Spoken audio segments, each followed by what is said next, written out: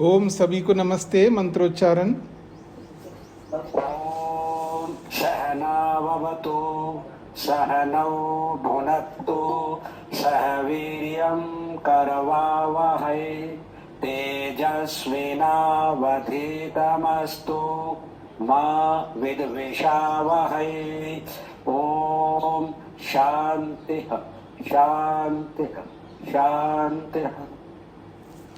हाँ जी। वेदांत दर्शन की कक्षा संख्या 175 है। तीसरे अध्याय का चौथे पाद का हमने 36वें सूत्र से लेकर 39वें सूत्र तक हमने विचार किया है। 36वां सूत्र है अंतरा च अपि तु तद्दृष्टे। नमस्ते स्वामी जी। जी। ब्रह्म विद्या का प्रसंग चल रहा था। इससे पहले में उन्होंने बताया कि एक जो ब्रह्म विद्या के लिए प्रयास कर रहा है उसको कैसा भोजन खाना चाहिए। भक्ष्य भक्ष्य के विषय में बताया कि किसी अधर्मी का, पापी का, पिशाच का भोजन नहीं लेना चाहिए। लेकिन अगर वो अपनी समाधि तक पहुंच चुका है और उसके जीवन मृत्यु का प्रश्न उसके सामने आ गया, तब वो कोई भी भोजन ले सकता है। इसके बाद बात चली कि आश्रम कर्म की बात चली। तो जो ब्रह्म विद्या के लिए कर्म कर रहा है उसे आश्रम कर्म का भी निर्वाह करना चाहिए, क्योंकि आश्रम कर्म जो है ब्रह्म विद्या में सहायक कर्म, इसलिए मुमुक्षु को इससे मुमुक्षु की आत्मा दबती नहीं बल्कि और ज्यादा सहायता मिलती है। इसलिए ब्रह्म विद्या के साथ साथ उसे आश्रम कर्मों का भी निर्वाह करना चाहिए। अब कहते हैं कि ब्रह्म विद्या का विधान तो है, मुमुक्षु को करना ही है, लेकिन यदि ऐसा प्रसंग आ जाए कि कोई व्यक्ति आश्रम में भी नहीं है, जैसे कोई ब्रह्मचारी है, अभी वो विद्या भी प्राप्त नहीं कर रहा है, विवाह भी नहीं किया, गृहस्थ में भी नहीं, तो यदि वो ब्रह्म विद्या को प्राप्त करना चाहे तो क्या वो प्राप्त नहीं कर सकेगा? तो उत्तर है कि कर सकता है, क्योंकि आश्रम व्यवस्था उसके लिए सहायक है, अनिवार्य अंग नहीं है। इसके लिए शास्त्र में उन्होंने उदाहरण बताया कि शास्त्र में रेत मुनि का उदाहरण मिलता है, जिन्होंने कि बिना आश्रम में प्रवेश किए ही ब्रह्म विद्या को प्राप्त किया था, ब्रह्मवेत्ता बने, और उन्होंने जानश्रुति नामक राजा को ब्रह्म विद्या का संदेश भी दिया था, उपदेश भी किया था।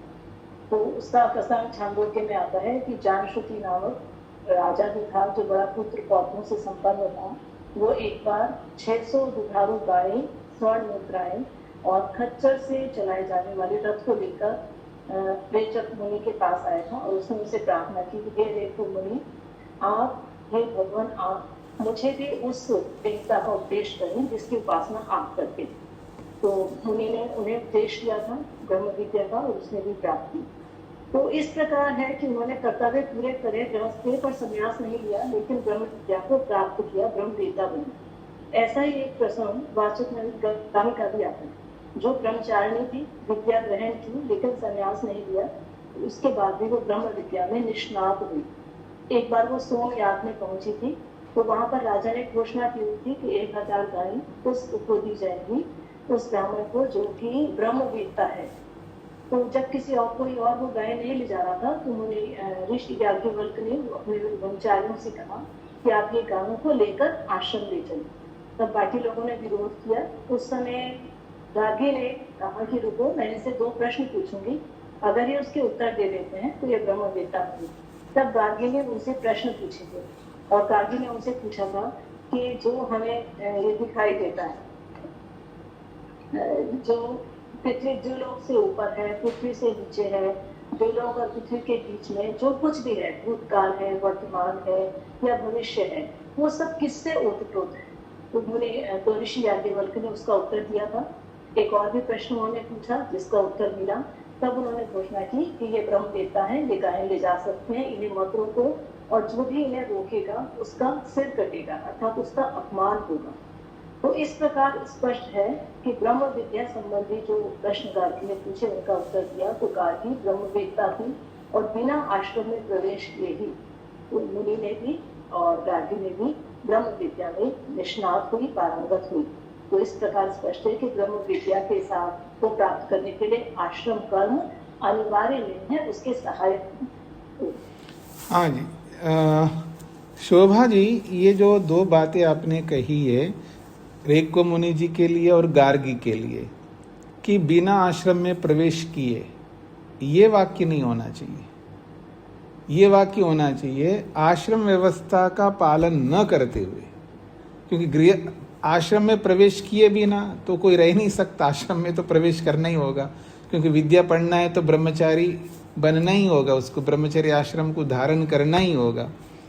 पर वो आश्रमों में रहते हुए आगे कोई नए आश्रम ना लेकर के, अर्थात जब एक आश्रम से दूसरे आश्रम में जाना होता है ना, तो दूसरे आश्रम में ना जाते हुए वहीं के वहीं रहते हुए अब वो बिना आश्रमी जैसा माना जाएगा। आश्रम में तो पहले प्रवेश किया है, लेकिन अगले आश्रम के लिए प्रवेश करना चाहिए, वो ना करके वहीं के वहीं रह जाते हैं किन्हीं कारणों से, अब वो बिना आश्रमी कहलाएंगे। ऐसे आप में से बहुत सारे लोग हैं, ऐसे आप में से बहुत सारे लोग हैं गृहस्थ आश्रम के कर्तव्य पूरा होने के बाद में वहीं बैठे हुए हैं। तो आपको क्या मालूम है, आप बिना आश्रमी हैं। आप समझ रहे हैं आप लोगों को? तो आपको ये वचन बोलना है कि आश्रम व्यवस्था में न रहते हुए जी अपीच स्मर्यते। अब एक दूसरे के मुंह नहीं देखिएगा, अपने आप को देखिएगा कि मेरे को क्या करना है। स्वामी जी, प्रसंग चल रहा है 36वें सूत्र में जी कि आश्रम धर्म के बिना भी अनाश्रमी जन ब्रह्मज्ञानी होते हैं। इनके दो उदाहरण 36वें सूत्र में प्रस्तुत किए गए हैं। 37वां सूत्र भी इसी कथन की पुष्टि के लिए प्रमाणित करता है। तो क्या है 37वां? आपी से समर्यते। तो इसका मतलब ये हुआ अपी से समर्यते। थोड़ा रुकिएगा, मैं अभी 2 मिनट लेता हूँ।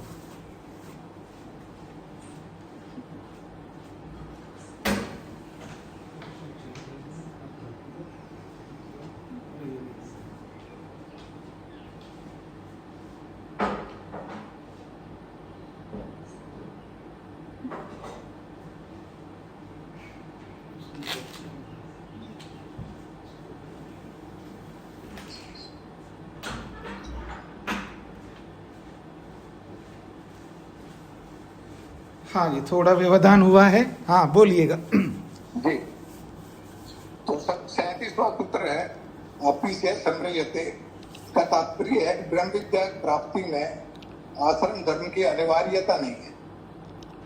कोई करे अथवा ना करे, तो इसकी पुष्टि के लिए मनुस्मृति का एक श्लोक दिया गया है। जपेन एव तु समसिद्धयेद ब्राह्मणो न अत्र संशया कुर्यात न अत्र वा कुर्यात मैत्रो ब्राह्मण उच्यते।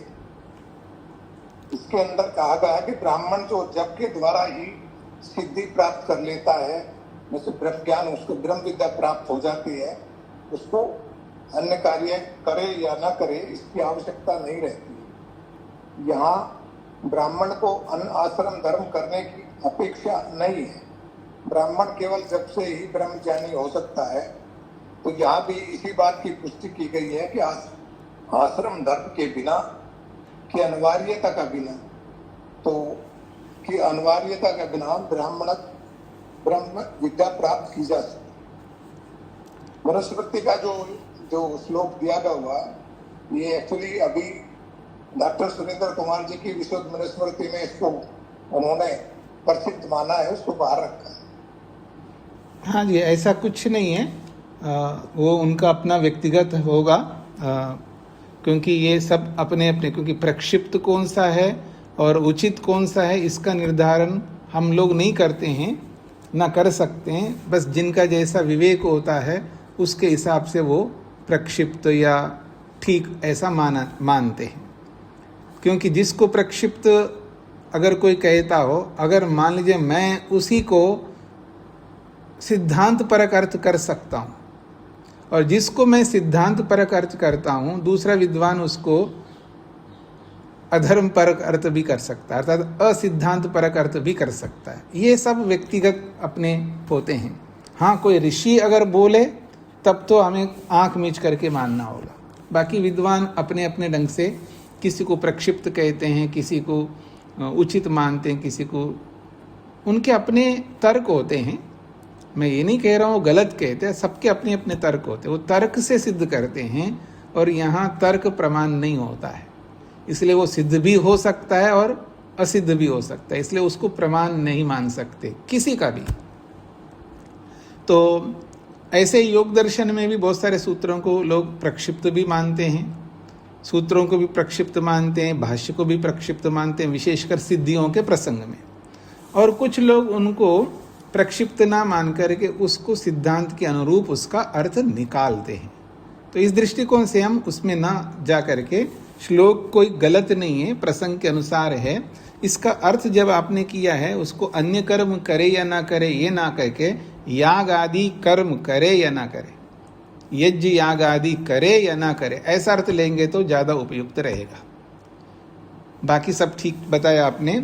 एक बात आप सबके लिए, जैसे नरेंद्र पाल जी हैं और भी आप में से बहुत सारे लोग, जब आपका क्रम आएगा, जब आप संस्कृत वचन पढ़ते हैं, आपको पढ़ना कैसे ये आप सबको समझना है। आपको कुछ नहीं करना है, आपको बच्चा बन करके बोलना है। छोटा बच्चा होता है ना जिसको सिखाया जाता है, क जमा ला जमा मा, क ल मा ऐसा पढ़ता है वो, क ल मा। और वही बड़े होकर के हम कलमा नहीं पढ़ते, कलम पढ़ते हैं, राम पढ़ते हैं, और बच्चा पढ़ता है रामा, रामा ऐसा पढ़ता है, कृष्णा ऐसा पढ़ता है, ठीक है ना, रामचंद्र ऐसा पढ़ता है। और हम पढ़ते हैं हिंदी की तरह रामचंद्र, कहाँ रामचंद्र है और कहाँ रामचंद्र है।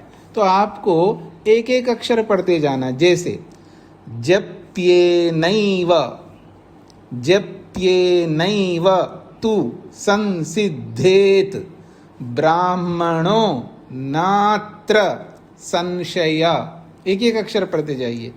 कुर्यादन्यन्न, कुर्यादन्यन्न व कुर्यान मैत्रो ब्राह्मण उच्यते। एक एक अक्षर पढ़ते जाएंगे ना आप लोग, तो आपको अशुद्ध नहीं होगा। आप झट मिला करके हिंदी की तरह पढ़ेंगे तो बहुत सारी अशुद्धियां निकल के आएंगी। अगर कोई सोचे देखो ये कैसे पढ़ रहा है एक एक अक्षर, सोचने दो, किसी के सोचने से हमारा कुछ नहीं जाता, उसी का जाएगा सोचने वाले का, उसी के गलत संस्कार पड़ेंगे, हमारा कुछ नहीं जाता, सोचने वालों का ही जाएगा। तो इसलिए कौन क्या सोचेगा ये ना सोच करके आपको एक एक अक्षर पढ़ना है, ताकि धैर्य से, शांति से, एकाग्रता से आप एक एक अक्षर, आप हर अक्षर को जानते हैं, बस उसको बच्चे की तरह बोलना है, पूरा बोलना है, उसको खाना नहीं है, जैसा कि कोई किसी को भूख लग रही हो, अक्षरों को खा जाना नहीं। विशेष अनुग्रहश्च, अगला सूत्र। नमस्ते स्वामी जी। जी, प्रसंग चल रहा है कि ब्रह्म विद्या की प्राप्ति के लिए आश्रम के सभी कर्मों को करना अपेक्षित नहीं है। यदि कोई आश्रम व्यवस्था में नहीं है तो भी वह ब्रह्म विद्या को प्राप्त कर सकता है। आश्रम में रहना ब्रह्म विद्या की प्राप्ति का मुख्य कारण नहीं है। मुख्य कारण तो ब्रह्म मोक्ष को प्राप्त करने के लिए जो विधान किया गया है उसका पालन करना है। अब जैसे 36वें सूत्र में बताया था कि जो मुनि रेक्व है और बादशाह नबी जो गार्गी है, तो वो दोनों आश्रम व्यवस्था के अंतर्गत नहीं थे, फिर भी वो दोनों ब्रह्मवेत्ता अर्थात ब्रह्म को जानने वाले थे। इसी प्रकार 37वें सूत्र में बताया है कि केवल जप से ही ब्रह्म का साक्षात्कार किया जा सकता है, और लेकिन वह ब्राह्मण होना चाहिए। और ब्राह्मण जो है वो आश्रम के कर्मों को करे या ना करे, फिर भी वह परमात्मा का मित्र होता है। अब 38वां सूत्र है कि विशेष अनुग्रह च, यानी जो उभय लिंग रहित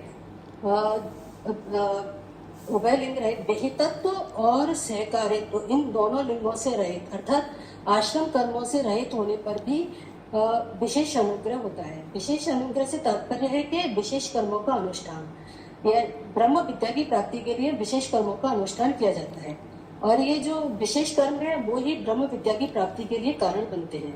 अब ब्रह्म जो विशेष कर्म है वो कौन से हैं, तो बताया है कि सत संपत्ति, पहला है सठ संपत्ति। सठ संपत्ति ब्रह्म विद्या की प्राप्ति के लिए विशेष कारण है।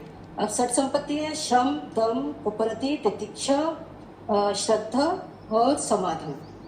तो शम होता है कि मन को शांत रखना, यानी मन को उस अपने लक्ष्य में स्थिर करना। दम है कि इंद्रियों का निग्रह, यानी अपनी जो कर्मेंद्रियां और ज्ञानेंद्रियां हैं उनका दमन करके उनको विषयों से हटाना। और तीसरा है शम, दम, उपरति। उपरति है कि विषयों से ऊपर उठना और लेकिन कर्म को नहीं त्यागना। और चौथा है तितिक्षा। तितिक्षा है कि सुख दुख, मान हानि और भूख प्यास, इन सभी स्थितियों में सम रहना, यानी अपने सहनशील और धैर्यवान बने रहना। और पांचवा है श्रद्धा। श्रद्धा है कि जो वेदादि शास्त्र हैं उनमें और जो आप्य विद्वान लोग हैं उनके वचनों पर विश्वास करना। आप्त पुरुष जो है, आप्त विद्वान लोग हैं उनके वचनों पर विश्वास करना। और छठा है समाधान। समाधान है कि चित्त को ब्रह्म में एकाग्र करना। ये सठ संपत्तियां, इन सठ संपत्तियों का पालन करके भी व्यक्ति ब्रह्म विद्या को प्राप्त कर सकता है। अब प्रश्नोपनिषद का उदाहरण दिया है और विशेष कर्म बताने के लिए। तपसा ब्रह्मचर्येण श्रद्धया विद्यया आत्मानम अन्विषय। तो इसमें बताया है कि चाहे आश्रमी कोई भी हो, लेकिन बिना तपस्या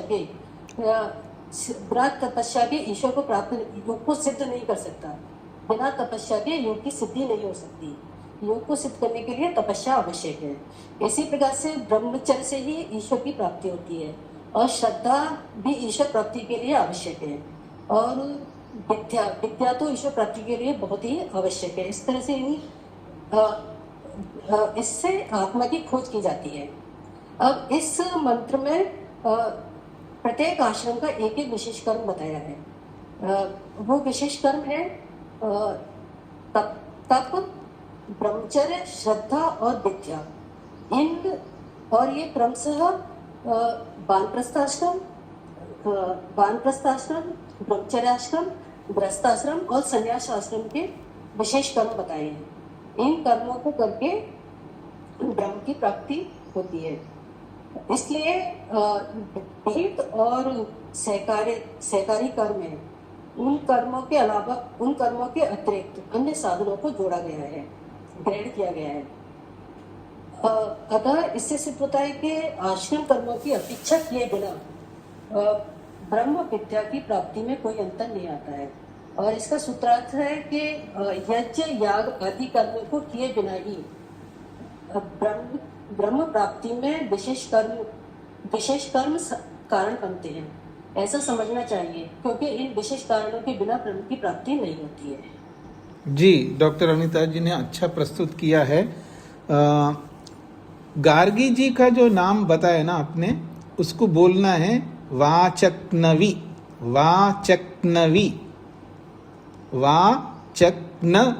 वाचक्नवी गार्गी जी। और दूसरा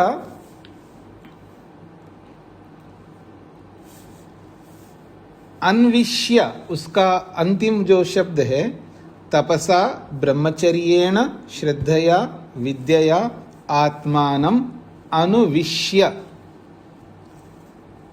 ठीक है जी। तो सबसे बड़ा कारण है जब हम जैसे कोई लैंग्वेज सीखते हैं, भाषा सीखते हैं, जानते हैं, लेकिन बोलना अगर हमने नहीं सीख पाया तो उसको बोल नहीं पाएंगे, क्योंकि हमारा जो टंग है वो ट्विस्ट नहीं होता। मतलब यूं कहना चाहिए वो हमारी जो वाणी है उसके अनुरूप नहीं बनी हुई है, क्योंकि हमें अभ्यास नहीं है।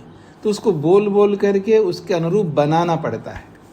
तो जब कभी भी आप सबको, सबके लिए बोला जा रहा है, आप सबको जब कभी भी समय थोड़ा भी मिले, 10 मिनट मिले, 15 मिनट मिले, तो आप ये जो संस्कृत शब्द हैं, यानी पाठ के ही अतिरिक्त नहीं, इसी पाठ को उसको बोल करके आप अभ्यास करें, बोलने का अभ्यास करें।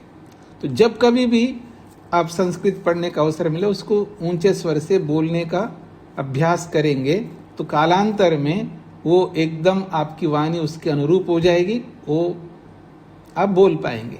गलतियां कम से कम होंगी।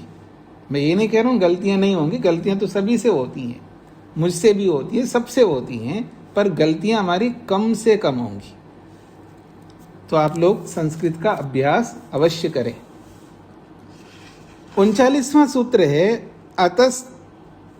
अतस्तु इतरत ज्ञायः लिंगात् च।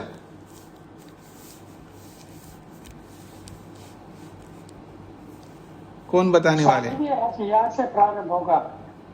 अच्छा, 39वां नहीं हुआ? हाँ, आज शुरू होगा।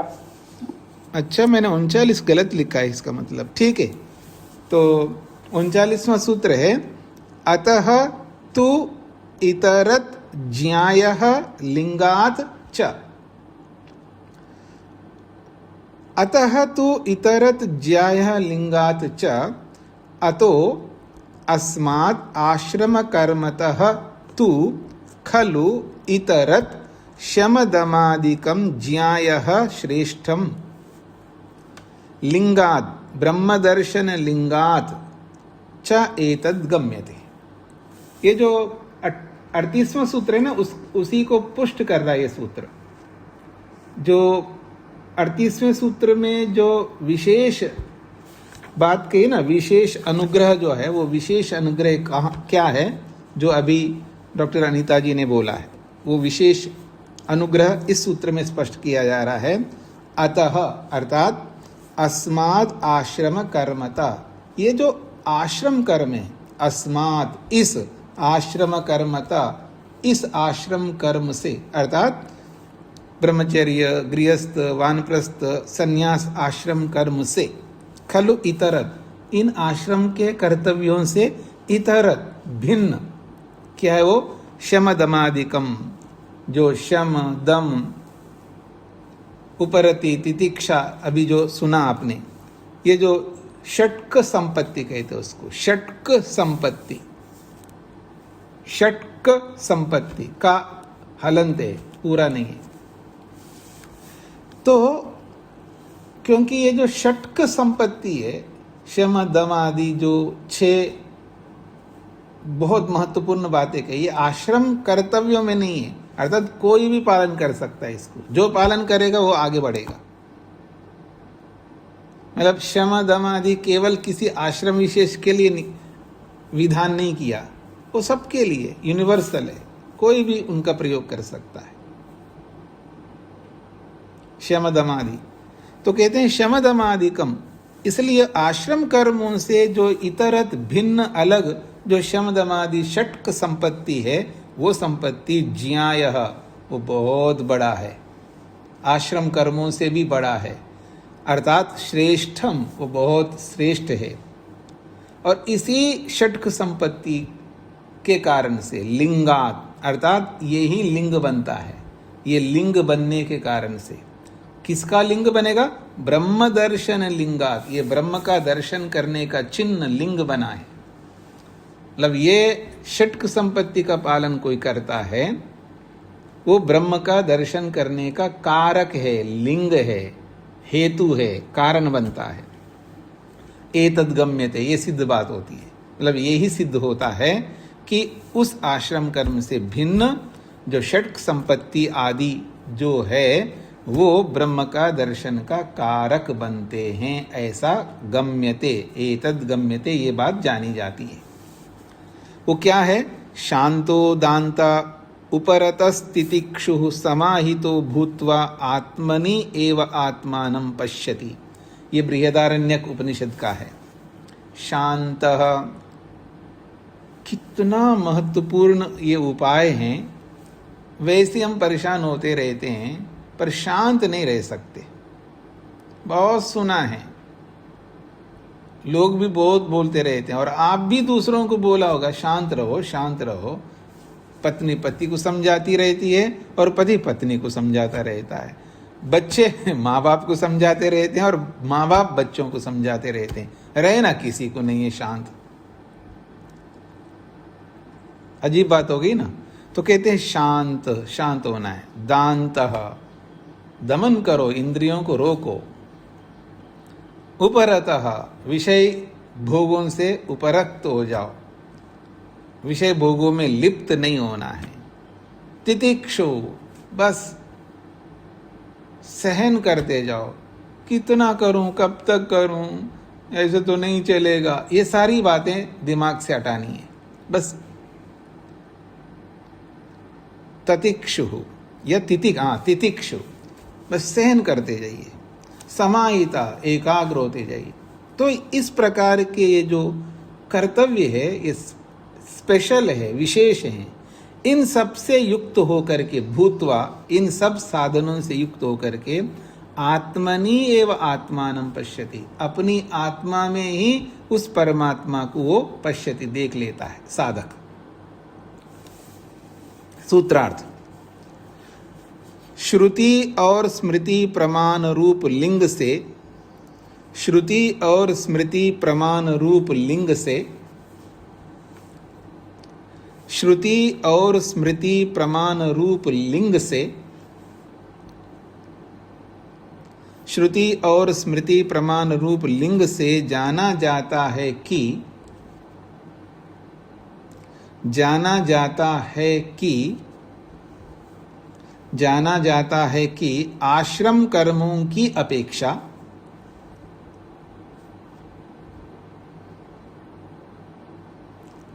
आश्रम कर्मों की अपेक्षा शमदमादि, शमदमादि, मैं शमदमादि भी बोल सकता हूं, लेकिन आप लोगों के लिए बोल रहा हूं शमदमादि। शमदमादि कर्म ब्रह्म प्राप्ति में निकट साधन हैं। शमदमादि कर्म ब्रह्म प्राप्ति में निकट साधन हैं।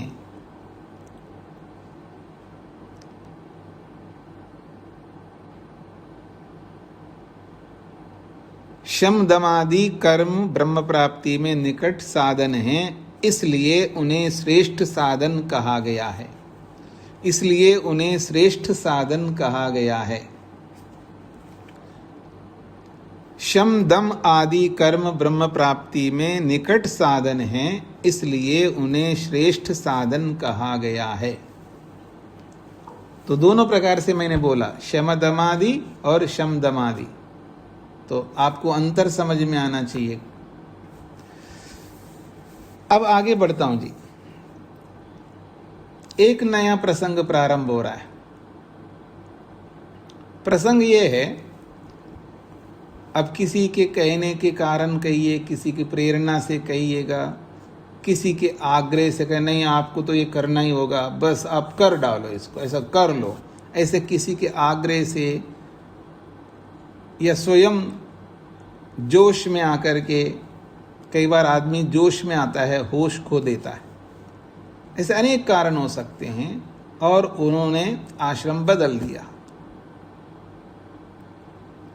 और बदलने के बाद परेशान हो गया और वापस उतर के आ गया। ऐसा कोई कोई करता है, संन्यास ले लेता है, किसी के कहने से कह सकते हो, किसी की प्रेरणा से कह सकते, किसी के दबाव से कह सकते हैं, ऐसे बहुत सारे ऐसे लेते रहते हैं, और संन्यास ले लिया और वापस उतर के आ गए। क्या कोई उच्च आश्रम में जाकर के उतरने का भी विधान है क्या? वापस आने का भी विधान है क्या? ऊपर चढ़ने का विधान तो है, लेकिन नीचे उतरने का भी विधान है क्या? ये प्रश्न है। अब इसका समाधान किया जाएगा। ऊर्ध्वरेतस्त्व गतः चतुर्थाश्रमी सन्यासी किम अवरोहनम अन्येषु वानप्रस्थादिषु आश्रमेषु कर्तुम शक्नोति नवा इति अत्र उच्यते। ये विशेषकर उस आश्रमी के लिए जो चतुर्थ आश्रमी सन्यासी है, उसके लिए कहा जा रहा है।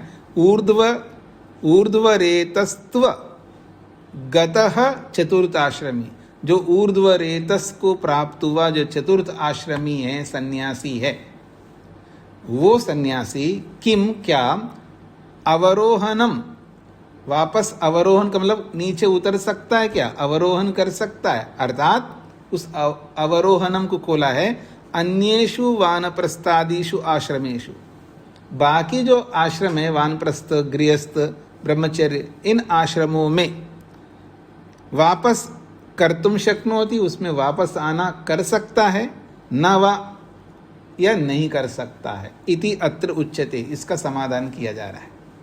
प्रश्न तो समझ में आ गया होगा। सूत्र है तद्भूतस्य तु न अतद्भावो जैमिनेरपि नियम अतद्रूप अभावेभ्यः।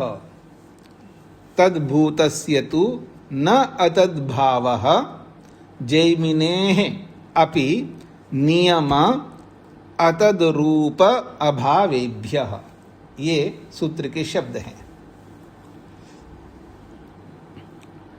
हाँ, एक बात रह गई थी डॉक्टर अनीता जी को बताना कि 38वें सूत्र को बोलते समय इस मंत्र में ऐसा बोला है, अर्थात सूत्र अलग होता है, मंत्र अलग होता है, श्लोक अलग होता है।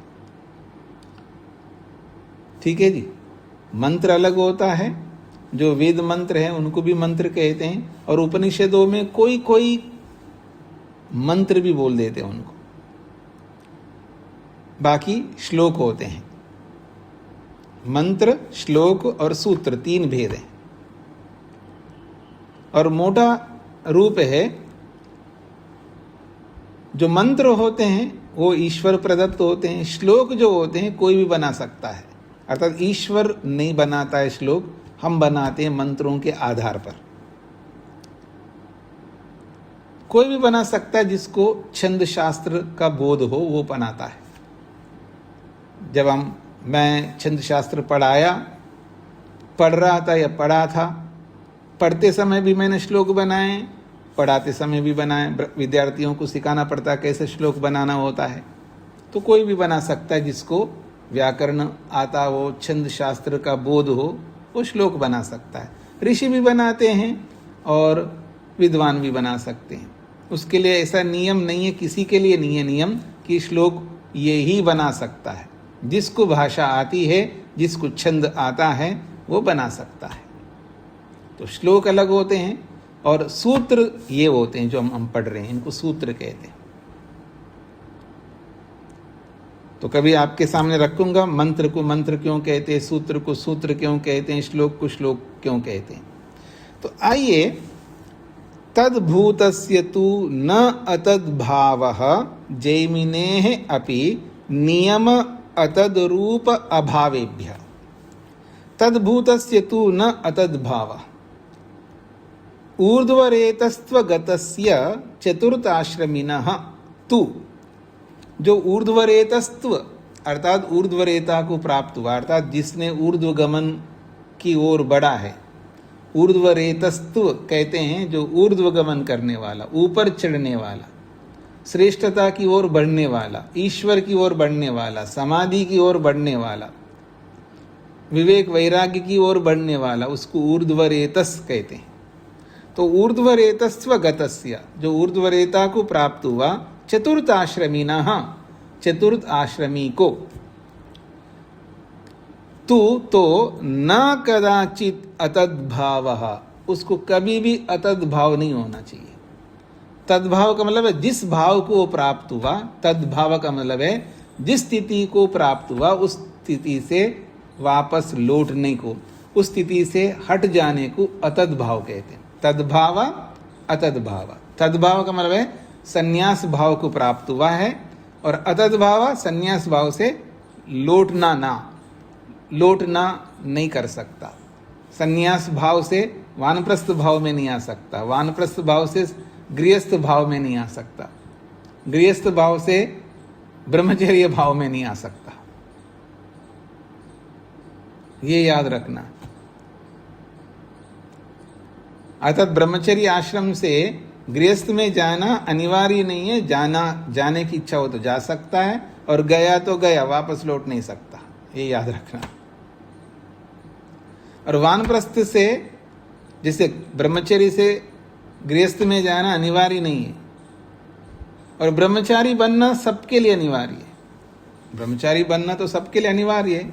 आज तो शासन का भी नियम है, विद्या सबके लिए अनिवार्य है, जो नहीं पढ़ता है तो उसको दंड दिया जाता है।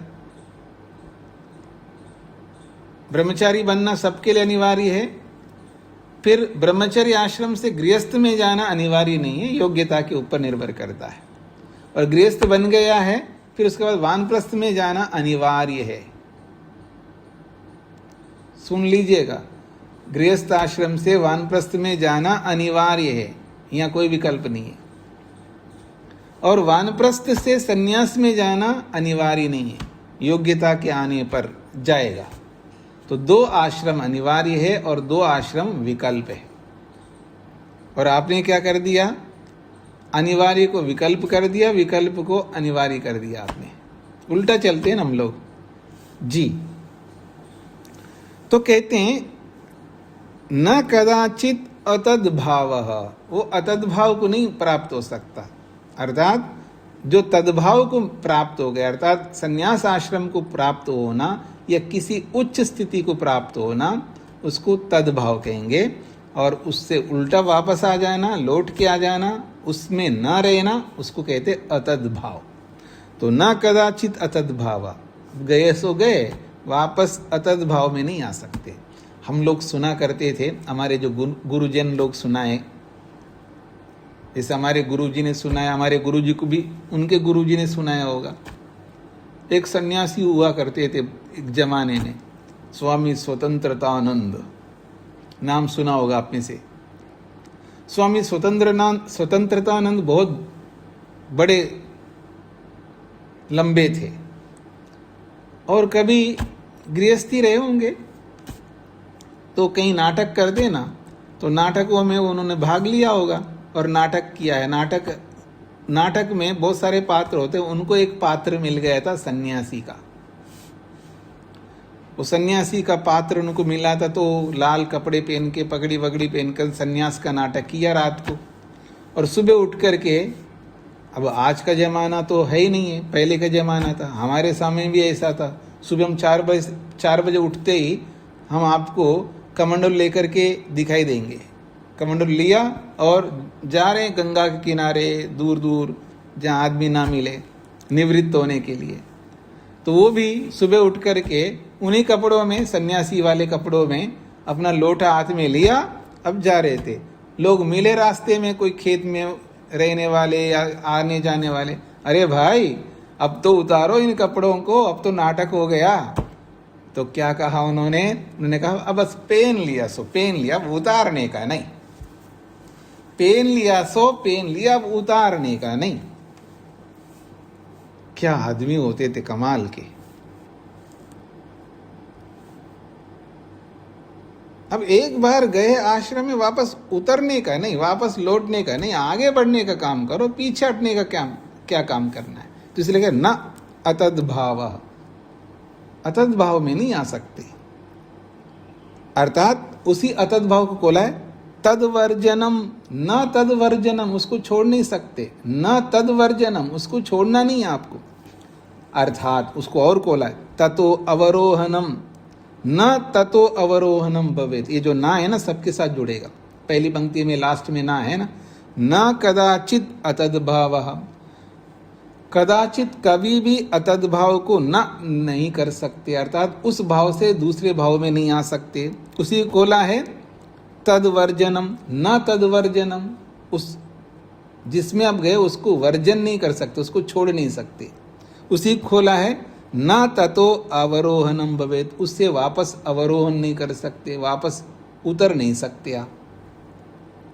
जैमिनेः अपि इति, इस प्रकार से जैमिनेः अपि मतमस्ति, ये जैमिनी का भी मत है। और भी क्यों जोड़ा है जी? मेरा मत तो है, वेदव्यास जी तो कह रहे हैं ना, मेरा मत तो है, लेकिन मेरे अलावा जैमिनी, मेरा जो शिष्य है, मेरे शिष्य जैमिनी का भी यही मत है, वापस उतर के नहीं आ सकते।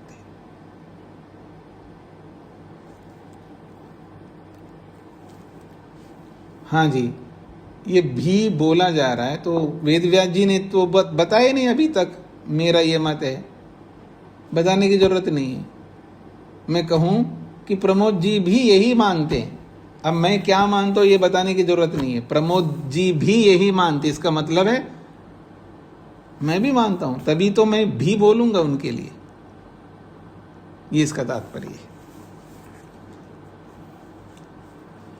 नियम अतद्रूप अभावेभ्य नियमस्य ऊर्ध्वरेतस्त्वगत आश्रम नियमस्य, नियमस्य को खोला है ऊर्ध्वरेतस्त्वगत आश्रम नियमस्य, जो ऊर्ध्वरेता को प्राप्त किए हुए जो आश्रम का नियम है, उस आश्रम के नियम का। ऊर्ध्वरेतस्त्वगत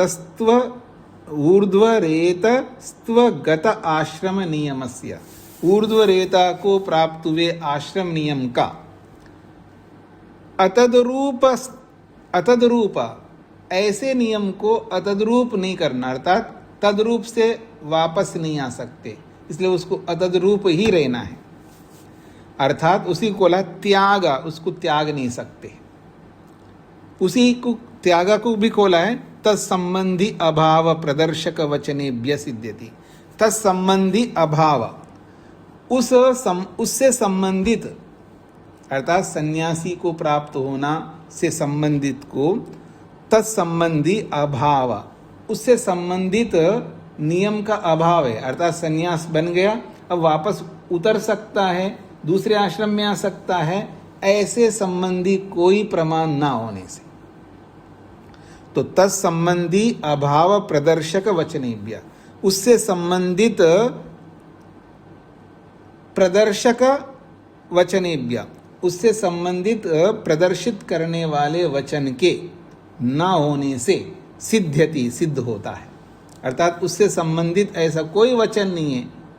उससे संबंधित का मतलब है संन्यास लेने के बाद वापस वानप्रस्थ में आ सकता है या गृहस्थ में आ सकता है, ऐसे वचन का अभाव होने से। तद्यथा, जैसा कि उदाहरण दे रहे, अत्यंतम आत्मानम आचार्य कुले अवसादयन।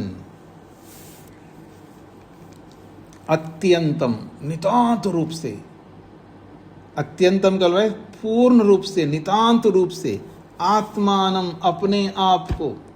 आत्मानम का मतलब है यहाँ अपने शरीर को, अपनी वाणी को, अपनी इंद्रियों को, अपने मन को, अपनी बुद्धि को, अपने संपूर्ण जीवन को।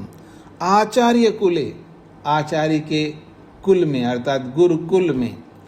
अवसादयन, वहीं रखना होगा अपने आप को, वहां से बाहर नहीं निकल सकते। हे ब्रह्मचारी, एक बार गुरुकुल में गया हो तब वापस नहीं आ सकते, और पूरी विद्या प्राप्त करके ही बाहर निकलोगे। इसलिए कह रहे हैं ब्रह्मचारी को क्या करना है, अत्यंतम आत्मानम, नितांत रूप से अपने आप को, अपने शरीर को, अपनी इंद्रियों को, अपने मन को, अपनी बुद्धि को, अपनी आत्मा को आचार्य कुले, आचार्य के कुल में, गुरुकुल में, अवसादयन, वहीं रखते हुए बस विद्या ग्रहण करो, वापस लौट के आने का सोचो मत। तथा, और एक बात, तथा च आरोहणम एव प्रतिपाद्यते शास्त्रेषु।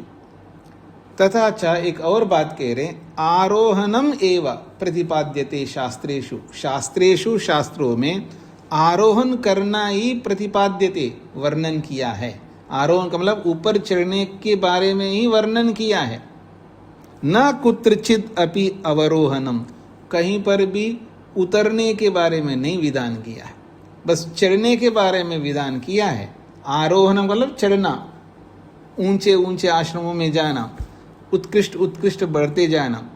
पर न कुत्रचित, कहीं पर भी, किसी भी शास्त्र में अवरोहणम न, उतर के आने के बारे में कोई विधान नहीं किया। जैसे कि ब्रह्मचर्यम समाप्य गृही भवेत, ब्रह्मचर्य को पूरा करके गृही भवेत। ब्रह्मचर्यम, ब्रह्मचर्य आश्रम को समाप्य, पूरा करके गृही भवेत, गृहस्थी बन जाओ।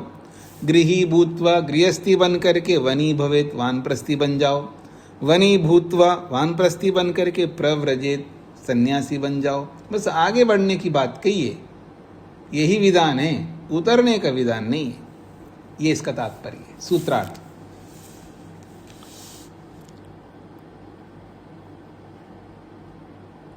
सन्यास आश्रम से लौटकर,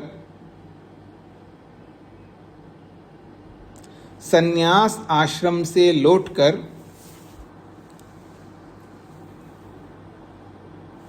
संन्यास आश्रम से लौटकर फिर से अन्य आश्रमों में फिर से अन्य आश्रमों में नहीं जाना होता है। संन्यास आश्रम से लौटकर फिर से अन्य आश्रमों में नहीं जाना होता है। फिर से अन्य आश्रमों में नहीं जाना होता है।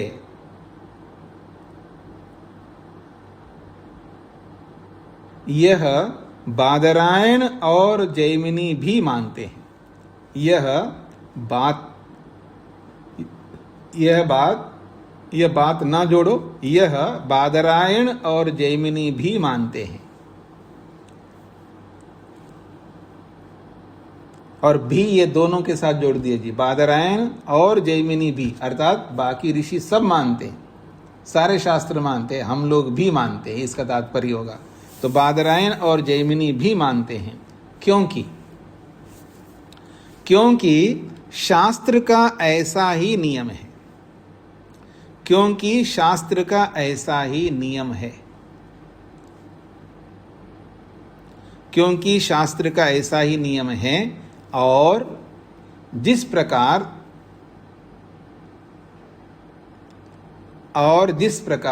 आरोहण का उल्लेख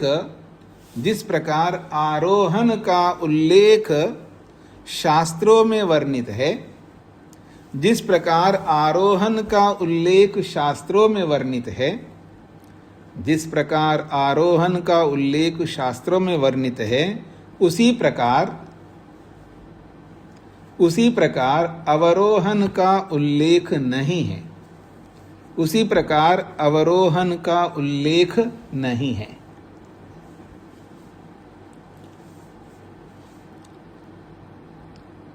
संन्यास आश्रम से लौटकर फिर से अन्य आश्रमों में नहीं जाना होता है। यह बादरायण और जैमिनी भी मानते हैं। क्योंकि शास्त्र का ऐसा ही नियम है। और जिस प्रकार आरोहण का उल्लेख शास्त्रों में वर्णित है, उसी प्रकार अवरोहण का उल्लेख नहीं है। अजीत जी को क्या कहना है? स्वामी जी नमस्ते जी।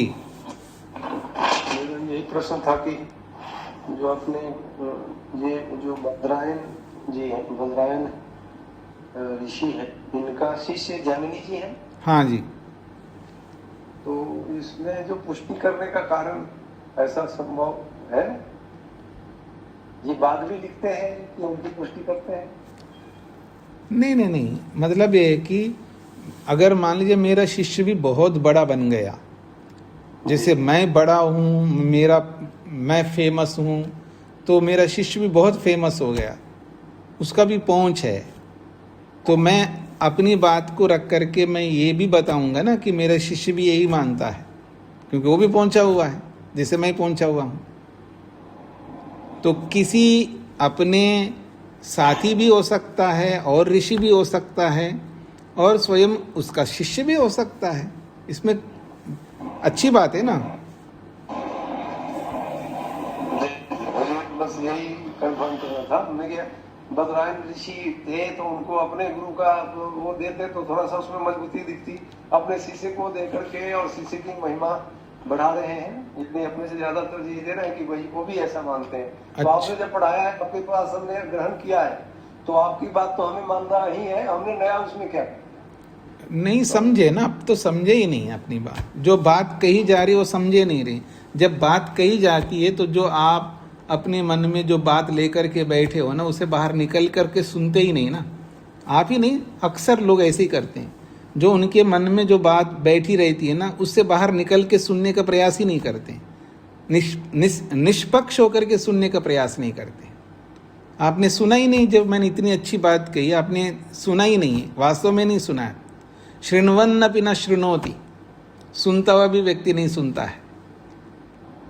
अच्छा, मैंने क्या बताया जी? आप एक बार बताइए, अभी पता लगेगा आपने सुना या नहीं सुना। क्या बताया था मैंने? आप आपने यही बताया था कि बद्रायन ऋषि नहीं, जैमिनी भी यही मानते हैं। इस बात पे मेरा प्रश्न था। मैंने यही बताया था, ऐसा ही बताया था जब आपने प्रश्न किया था।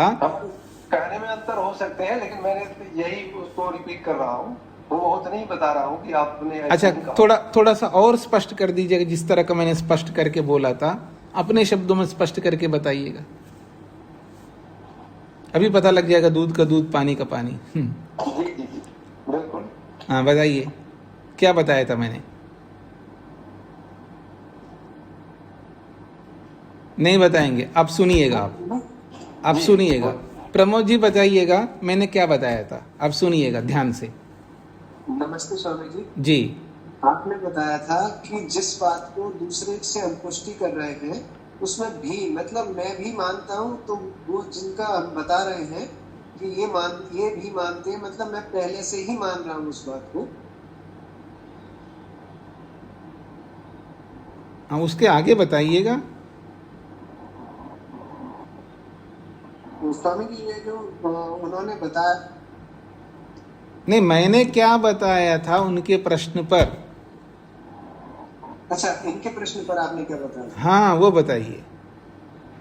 अच्छा, तो आपने यही बताया था कि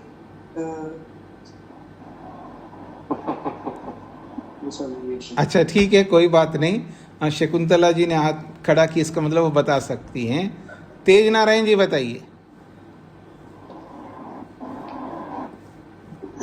जी स्वामी जी। जी, आपने कहा था कि जिस बात को मैं जानता हूँ मेरा शिष्य भी उस बात को जानता है, तो जब मैं अपने को कि मैं प्रमोट करता हूँ तो मैं अपने शिष्य को भी आगे के लिए प्रमोट कर रहा हूँ, अर्थात वो भी मुझसे ज्यादा विद्वान है, महान है, श्रेष्ठ है, और जो सिद्धांत मेरा है उससे भी श्रेष्ठ सिद्धांत, श्रेष्ठ मेरे शिष्य द्वारा की जा सकती है।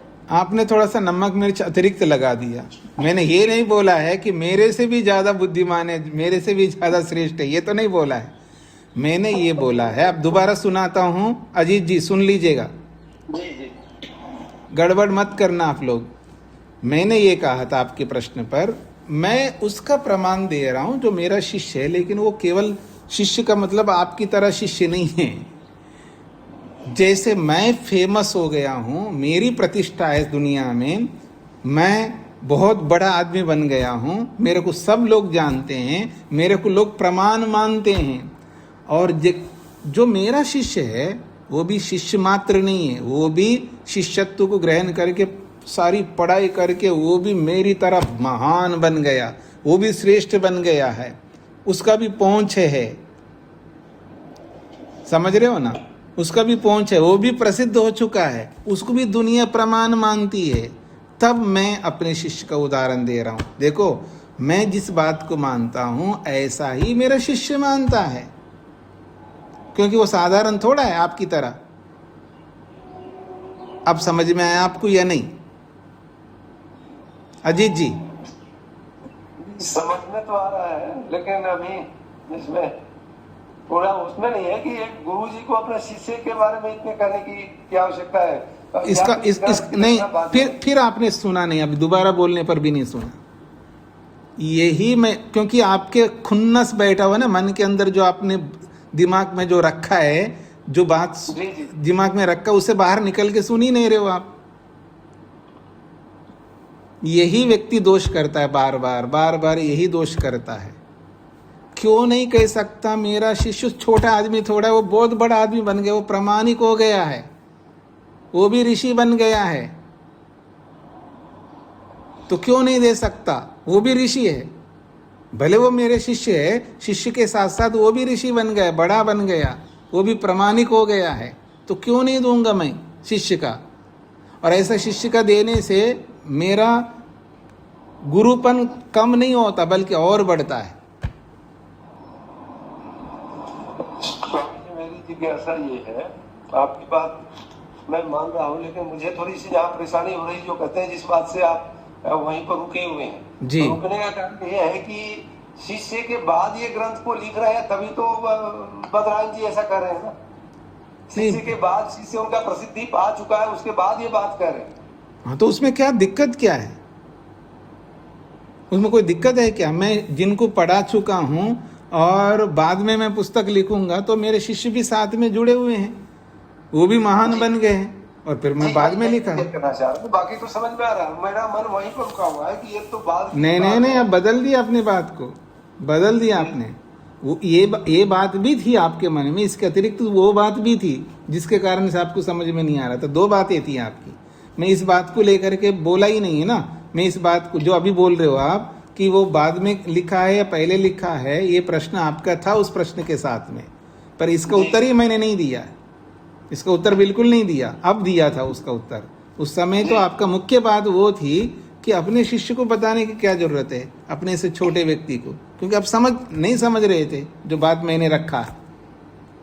अब आप 2 बार बताने के बाद आपने समझ लिया, अब दूसरा प्रश्न उठाया आपने, जो पहले दोनों को एक साथ बोल रहे थे। अब एक तो समझ में आ गया, अब आपका दाल गल नहीं रहा है, अब वो दूसरा प्रश्न को लेकर के, नहीं मैं ये कह रहा था, ऐसा थोड़ा था, 2 बातें कह रहे थे आप। अब समझ में आ गया आपको? खैर ठीक है, तो कोई बात नहीं जी। ऐसा है कि कभी भी जब कोई व्यक्ति बोल रहा होता है, चाहे आप भी बोल रहे हो थे, तो अगर मैं ध्यान नहीं दूंगा तो मैं भी सुन नहीं पाऊंगा आपकी तरह। फिर मैं वही बात दोहराता नहीं कि मैं ये कह रहा था, वो कह रहा था। वास्तव में हमें ध्यान से सुनना होता है जब बताया जा रहा होता है।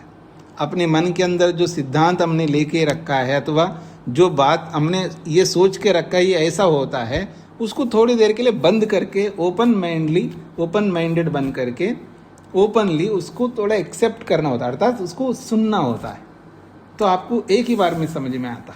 खैर कोई बात नहीं। स्वामी जी एक मिनट और लूंगा मैं जी। ये भी आप बताते हैं ना, कई बार बातें समझ में आने के बाद मन में तभी प्रश्न पैदा होती है, नहीं समझ में आता तो प्रश्न भी पैदा नहीं होता।